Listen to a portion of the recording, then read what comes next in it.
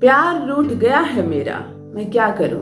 पति छोड़कर चला गया है मेरा, मैं क्या करूं। साथ रहते तो हैं समाज की नजर में, लेकिन हम पति पत्नी नहीं बन पा रहे, क्या करें। प्रेम करती हूं उससे बहुत, पर प्रेम मिलता नहीं है मुझे। कुछ भाई लिखते हैं मेरे, प्रेम करता हूं मैं बहुत उससे, लेकिन वो मेरी ओर देखती तक नहीं। टूट गया है संबंध हमारा, पहले बहुत प्रेम था किसी और की वजह से। मेरी सास ने मेरे पति को कुछ सिखा दिया और मेरा पति मुझसे मुंह फेर लिया। हमारे कुछ दुष्ट मित्र थे जिनसे हमारा प्यार देखा नहीं गया। कुछ ऐसा क्रिया कर दिया उन लोगों ने, शायद किसी ने किया कराया कर दिया हमारे रिश्ते पर, और रिश्ता खत्म हो गया। हम क्या करें। यही समस्या है ना आपकी। नमस्कार, मैं हूं खुशबू सिंह। बहुत स्वागत, बहुत अभिनंदन करती हूं आप सबका ज्योतिष ज्ञान में। बताती हूं उपाय, बताती हूं टोटके, पढ़ती हूं कुंडली, पढ़ती हूं आपके मस्तिष्क की रेखा, पढ़ती हूं हथेलियां, पढ़ती हूं आपका भाग्य, आपका प्यार मिल रहा है, ईश्वर की कृपा है मुझ पर, साथ बना रहे आपका और मेरा। बहुत बहुत प्रणाम करती हूँ। आज की वीडियो में एक ऐसा अद्भुत उपाय लेकर आई हूँ, किसी भी जाति, किसी के धर्म के लोग भी इस उपाय को कर सकते हैं। प्यार दौड़ा चला आएगा आपके पास, आपकी कीमत समझेगा, अपनी कीमत आपको बताएगा, प्रेम बना रहेगा। कोई मित्र, कोई दुष्ट मित्र क्या कहूँ, कोई मित्र के रूप में जो शत्रु है, जिनसे नहीं देखा जा रहा आपका प्रेम, वह भी कोई कुछ कर नहीं पाएगा। बड़े से बड़ा वशीकरण ही क्यों ना किया गया हो, आपके रिश्ते पर टूट जाएगा। नंगे पैर दौड़ कर आएगा आपका प्रेमी, आपका पति होगा आपके वश में। वश में करने का मतलब ही नहीं है वश में करने का मतलब है करीब रखना। प्रेम से तो संसार संचालित होता है, प्रेम से हमारा घर चलता है, प्रेम से दुनिया चलती है। ऐसे सिर्फ देखने की चीज है, वास्तव में रिश्ता, घर, ये संसार, ये सृष्टि प्रेम पर ही निर्भर है और प्रेम से ही संचालित हो रही है। प्रभु का प्रेम हमारे साथ है। हम परमात्मा से प्रेम करते हैं, हम प्रेम करते हैं अपने परिवार के सदस्यों से, नहीं रह सकते उनके बिना। हम जिससे प्रेम करते हैं, यदि बदले में हमें उनका प्रेम स्नेह नहीं मिलता, तब जाकर समस्याएं प्रारंभ होती है। समझिए कमी कहाँ है। थोड़ा सा समय आप लोगों का लेंगी ताकि आगे गलतियां ना हो। कुछ कमी रह गई हो आपके कर्मिक अकाउंट में, मतलब आपका कर्म का जो अकाउंट है वो थोड़ा खाली हो गया। गलतियां तो हुई है आपसे, वरना ये सजा कैसे मिल रही है आपको। आपने कहा मैंने किसी का क्या बिगाड़ा था भगवान, मैंने ऐसा क्या किया था कि मेरा प्यार मुझसे रूठ गया। थोड़े से 25 साल, 30 साल, 20 साल पहले नजर डालिए, 10 साल पहले नजर डालिए, क्या किया था आपने। आपके कर्म का अकाउंट थोड़ा कम क्यों हो गया, क्यों कम हुआ। तब आपकी हथेली खाली होती है। हमारा कर्मिक अकाउंट जो होता है, हमारे कर्मों का जो अकाउंट का बैलेंस होता है, वो यदि पूरा फुल हो तो कोई कमी नहीं रहेगी हमारे किसी भी रिश्ते में। कहीं छूट गया था आपका, कभी किसी के प्रेम संबंध को बनते देखकर थोड़ी सी ईर्ष्या हुई थी आपको, कभी आपकी एक कोशिश से कुछ हो सकता था लेकिन आपने वो कोशिश नहीं की, तब हमारे कर्म का जो बैलेंस होता है वो कम हो जाता है। हम इन सब बातों को इग्नोर कर देते हैं, अपनी गलतियों को तो हम देखते ही नहीं है। ये सिर्फ आपकी गलती नहीं है, हर मनुष्य का, मैं भी मनुष्य हूँ, हर मनुष्य का ये कार्य है कि वो अपने किए गलती को गलती नहीं कहता है। मैंने कुछ नहीं किया, मैंने पूरी जिंदगी दूसरों के लिए सोचा, दूसरों का भला किया, मेरे साथ ये बुरा क्यों हो रहा है, ऐसा नहीं है मेरे प्रिय। प्रभु के पास जो बैलेंस शीट है वो बिल्कुल बराबर होता है। आपके कर्मों का खाता थोड़ा कम हुआ, आपकी तकलीफें थोड़ी सी बढ़ने लगी। कर्म, अच्छे कर्म, श्रेष्ठ कर्म बढ़ने लगे, तकलीफें कम होने लगी। इसीलिए तो हर बार कहती हूँ, कभी दूसरों के बारे में भी सोचिए। चलिए कोई बात नहीं, जो समय बीत गया वो बीत गया। अब हम क्या कर सकते हैं, यहाँ से हम अपनी अच्छी जिंदगी प्रारंभ कर सकते हैं। हम दूसरों के लिए सोच सकते हैं, कभी कभी दूसरों के लिए थोड़ा सी प्रार्थना कर सकते हैं। ईश्वर के आगे हमारा कर्म का अकाउंट उस वक्त भी फुलफिल हो जाता है जब हम मंदिर में किसी दूसरे के लिए माथा टेकते हैं। तो कुछ और ना सही तो ये भी एक बार जरूर कर लीजिए। मैं कुछ बातें बताती हूँ जिसको आप लोग बहुत अधिक फॉलो नहीं करते हैं। आपको मैंने कई बार कहा है कि उपाय टोटके करते वक्त रोए नहीं, बिल्कुल आंख में आंसू नहीं आने चाहिए। आप रो रहे हैं, आप उपाय टोटके कर रहे हैं, आप इमोशनल होकर रोने लगे। पता चला दीदी उपाय तो मैंने किया, उतना अच्छा फल नहीं मिला। मैंने जो बताया वो किया। उपाय टोटके करते वक्त मैंने कहा एकाग्र मन से केवल उसी चीज को सोचिए, उसी चीज को विजुअलाइज कीजिए जो पल आपने साथ बिताया था। आप तरह तरह की बातें सोच रहे हैं, जिसकी वजह से ये रिश्ता टूटा, आप मन ही मन उसे कोस रहे हैं, गालियां दे रहे हैं। उपाय कहाँ से काम करेगा? थोड़ा मन को शांत कीजिए। उपाय भगवान की प्रार्थना और पूजा से छोटी चीज नहीं है, ये भी वही बराबर है। यदि आप पूजा पूरे श्रेष्ठ मन से करते हैं तो फल मिलता है ना। उपाय भी कीजिए, 24 घंटे में फल मिलेगा। मन को शांत रखिए, एकाग्र रखिए। 7 लौंग खरीद कर आपको लाना है। लौंग को खुद खरीदने जाएं, अपने पैसे से खरीदें। 7 लौंग आपने लाया, थोड़ा कपूर की टिकिया बढ़िया से ज्यादा मात्रा में लाया आपने, एटलीस्ट 21 टिकिया कपूर की होनी चाहिए। इस बार लेनी है आपको 2 पात्र मिट्टी के या स्टील के। कांच ना लें, कांच एलिमेंट्स ही अलग होता है, ग्रह ही अलग होते हैं। इस धातु का प्रयोग बहुत कम वशीकरण में होता है। जब बाथरूम से संबंधित कोई उपाय टोटका हम करते हैं तो कांच का इस्तेमाल करते हैं, और किचन की जब समृद्धि का कोई टोटका करते हैं तब कांच का।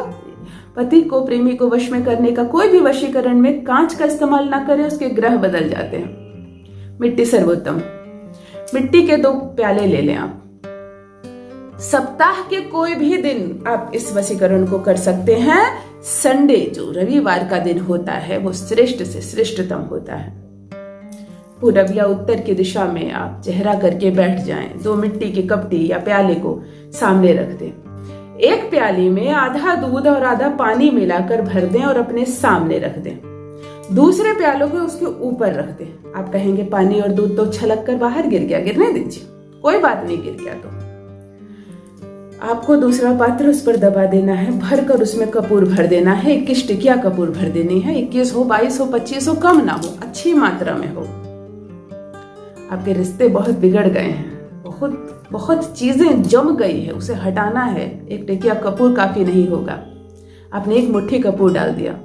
7 लौंग को, एक का मुंह इधर तो दूसरे का मुंह इधर, तीसरे का मुंह इधर तो चौथे का मुंह इधर। 7 लौंग को आपको कपूर के ऊपर बिछा देनी है। शांत बैठ जाना है, मन को एकाग्र कर लेना है, बिल्कुल हलचल ना हो, और कम से कम आप उस इंसान को गालियां ना दें, कोसे नहीं जिसकी वजह से ये रिश्ता खराब हुआ। और आप जानते हैं हमें ज्यादा करके ये बात पता होती है कि रिश्ता किसकी वजह से खराब हुआ, और हम अपना आपा खो बैठते हैं। दिन भर में 24 घंटे में 24 बार गालियां देते हैं उस इंसान को, दूसरों को दुखड़ा कहकर सुनाते हैं और बार बार नाम लेते हैं उसका। वो ना होता तो ये सब नहीं होता, उसकी वजह से ये सब हुआ। उस दिन मैं वहां ना जाती तो उसकी नजर ना पड़ती। ऐसा करके आप वो जो नकारात्मक व्यक्ति है उसकी शक्ति को 2 गुनी 4 गुनी बढ़ाते जा रहे हैं। कई कमेंट्स आए हैं, मेरा बुरा करने वाला दिन प्रतिदिन बढ़ते जा रहा है। बढ़ते इसलिए जा रहा है कि आप नाम ले लेकर जब कर उसके बल को, उसकी शक्ति को बढ़ाते जा रहे हैं। भूल जाइए उसे, वो एक माध्यम है। आपका कर्म का अकाउंट कम है, इसलिए आपको ये सजा मिल रही थी। वो एक माध्यम है, वो ना होता कोई और माध्यम बनता, ये तो होना ही था। चलिए टोटके पर आते हैं। भर दिया आपने कपूर, रख दिया उसको लौंग। मन को शांत कर लीजिए, केवल और केवल उसका, अपने पार्टनर का नाम याद कीजिए, नाम मन में लीजिए और कपूर में आग लगा दीजिए। शांति से बैठिए। एक मंत्र बता रही हूं, प्रणाम करके जलते हुए कपूर को देखते हुए अपने पति या पार्टनर का नाम लेकर 2 बार नाम ले, 3 बार इस मंत्र को बोले। ओम हंग, ध्यान से सुनिए, ओम हंग अंग। हंग मतलब ह ऊपर बिंदी, अंग मतलब अंगार काय नमः से अंग लिया है, मतलब अ के ऊपर पॉइंट नहीं, आ के ऊपर पॉइंट और आधा ग। ओम हन अंग। अग्नि देवता को प्रणाम करें। वो जो 1 पात्र भर के आपने कपूर जलाया है उसे ध्यान से देखें। कालिक उड़ेगी, बिल्कुल धुआं उड़ेगा। प्रणाम करके आपने मंत्र बोल दिया। बैठिए, थोड़ी देर जलने दीजिए उस नकारात्मक शक्ति को। कोशिश कीजिए जब तक जल रही है तब तक नमन करके बैठिए। शुक्रदेव को याद कीजिए, गुरुदेव को याद कीजिए, बृहस्पति देव को भी याद कीजिए, प्रणाम कीजिए, माफी मांगिए। कभी मेरी वजह से किसी का विच्छेद हो गया हो, किसी पक्षी का, किसी पशु का, किसी व्यक्ति का, जाने अनजाने किसी रिश्ते को मैंने ठेस पहुंचाया है, बृहस्पति देव मुझे क्षमा कीजिए, मैं मनुष्य हूं, मुझसे हो सकती है ये गलती। शुक्रदेव को याद कीजिए, शुक्रदेव को कहिए बलवान हो, उन्हीं के कमजोर होने की वजह से दाम्पत्य जीवन में आती है समस्याएं।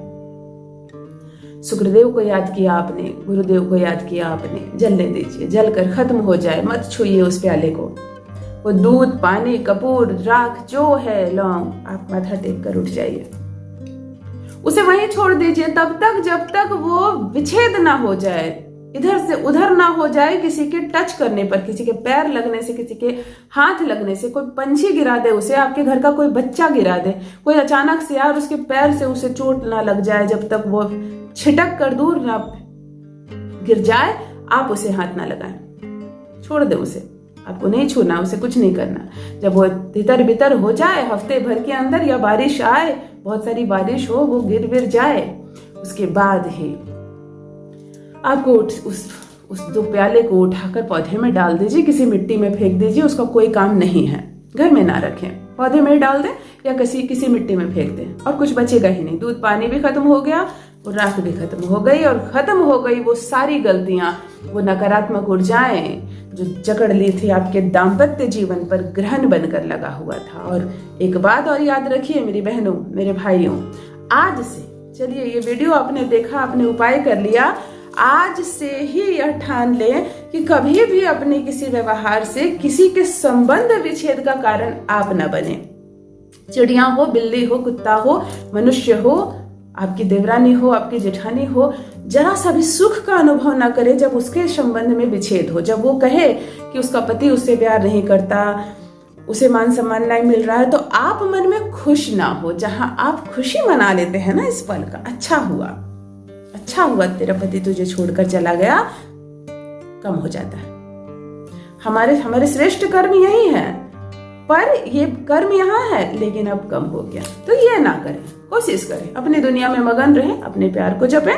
दूसरे के प्यार को नहीं मिल पा रहा है, अगर ऐसा दुख भरी समाचार आप सुनते हैं तो कुछ ना सोचे, मन में दुख ही मनाए, ईश्वर से उस क्षण प्रार्थना कर लें कि इसका विच्छेद ना हो, खुश ना हो, प्रसन्न ना हो। ये सब छोटे छोटे कारण हैं, टोटके उपाय कार्य नहीं करते हैं, आपको भी सुख नहीं मिल पा रहा। जरूर करें, अपना अनुभव मेरे कमेंट सेक्शन में अवश्य साझा करें। ईश्वर करे माता पार्वती और भगवान शंकर की तरह जोड़ी बनी रहे आपकी, ईश्वर की कृपा भर भर के बरसे आप सब पर। रखिए अपना ख्याल, रखिए अपनों का ख्याल, रखिए अपने रिश्ते का ख्याल। बहुत बहुत धन्यवाद।